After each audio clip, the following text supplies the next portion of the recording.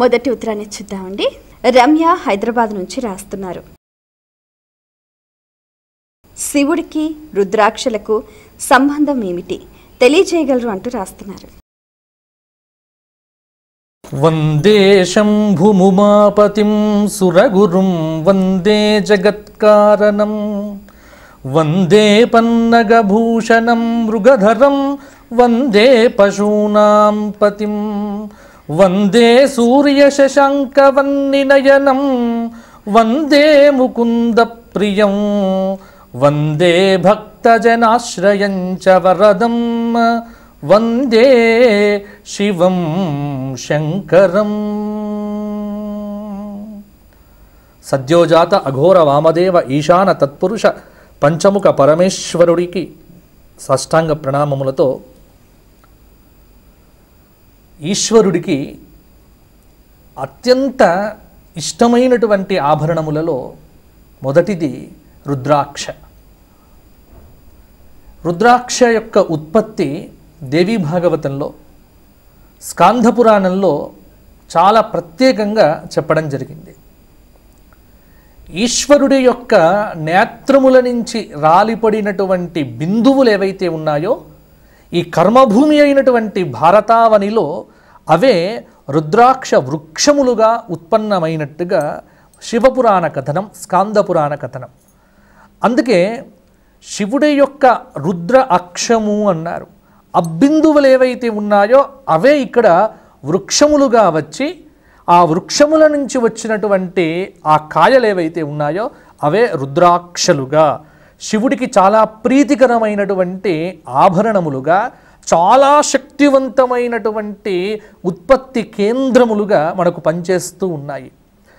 ఏదైనా వ్యతిరేక శక్తి ఉంటే దాన్ని పారత్రోలటానికి ఈ రుద్రాక్ష ఉపయోగపడుతుంది.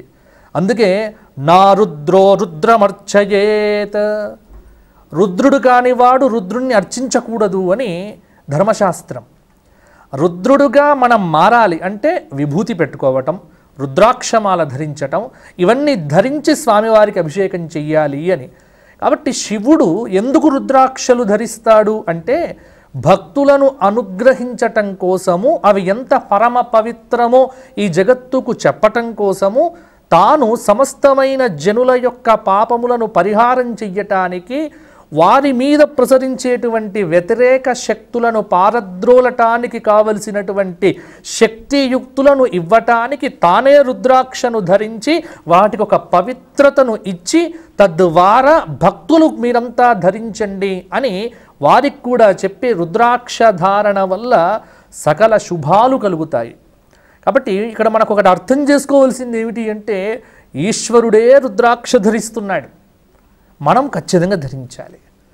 దేవతలు ధరించినటువంటిది మనం ధరిస్తే అది మనకు అనుగ్రహ విశేషం. కావున శివుడి యొక్క నేత్రముల నుంచి రాలిపడినటువంటి బిందువులే రుద్రాక్ష వృక్షములుగా ఉత్పన్నమయ్యాయి. కాబట్టి అందులో నేపాల్ కానీ ఆ ప్రాంతముల్లో ఈ రుద్రాక్ష వృక్షములు చాలా ఉన్నాయి. నేపాల్ చాలా ప్రసిద్ధి. అంటే హిమాలయ పర్వత పంక్తుల ప్రాంతములోనే, చల్లటి ప్రదేశములోనే. కాబట్టి శివుడు ఎక్కడుంటాడు? హిమాలయంలో ఉంటాడు, చల్లటి ప్రదేశంలో ఉంటాడు. ఆయన రుద్రుడు, కానీ ఉండేది మాత్రం చల్లటి ప్రదేశం. ఆయన ఇచ్చే అనుగ్రహం చల్లటి చక్కటి అద్భుతమైన అనుగ్రహం. కావున ఈ రుద్రాక్షల్లో ఏకముఖి, ద్విముఖి, త్రిముఖి, చతుర్ముఖి, పంచముఖి, షణ్ముఖి, సప్తముఖి, అష్టముఖి, ఇలా మొత్తం చాలా ముఖములు కలిగినటువంటి రుద్రాక్షలు, చతుర్దశముఖి మొదలైనటువంటి రుద్రాక్షలు కూడా ఉన్నాయి. ఏకముఖి రుద్రాక్ష శివుడికి చాలా ప్రీతికరమైనది అని, శివుడు నిత్యము ఏకముఖి రుద్రాక్ష ధరిస్తాడు అని మనకు పురాణ గాథలు చెప్తున్నాయి. కాబట్టి రుద్రాక్ష ధారణ మనం చెయ్యటం వల్ల మనము కూడా శివత్వమును పొందటం జరుగుతుంది. మనము శివులమై శివుణ్ణి ఆరాధించటం కోసమే ఆ శివుడి యొక్క ఆభరణముల యందు. అయితే ఇక్కడ మొన్నెవరో అడిగారు, మరి ఆయన పామును ధరిస్తాడు, మనం పామును ధరించవచ్చా అని. కాబట్టి ఇక్కడ పామును ధరించాల్సిన పనిలే. కారణం ఏంటంటే పామును ధరించకుండగా ఆ స్వరూపములో ఉన్నటువంటి మాలల్లో ఉన్న ఒక రుద్రాక్షను ధరిస్తే శివుడి యొక్క సకల ఆభరణములను ధరించిన శక్తి ఈ రుద్రాక్ష ధారణ వల్ల కలుగుతుంది. అందువల్ల శివుడి యొక్క స్వరూపాన్ని మనం పొందటం కోసమే రుద్రాక్ష ధారణ చేస్తాము.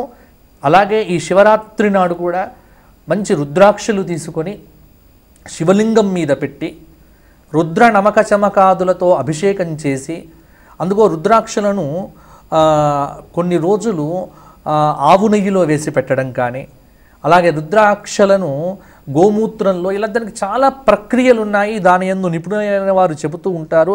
ఈ మధ్యకాలంలో రుద్రాక్ష థెరపీ అని కొత్తది కూడా వచ్చేసింది.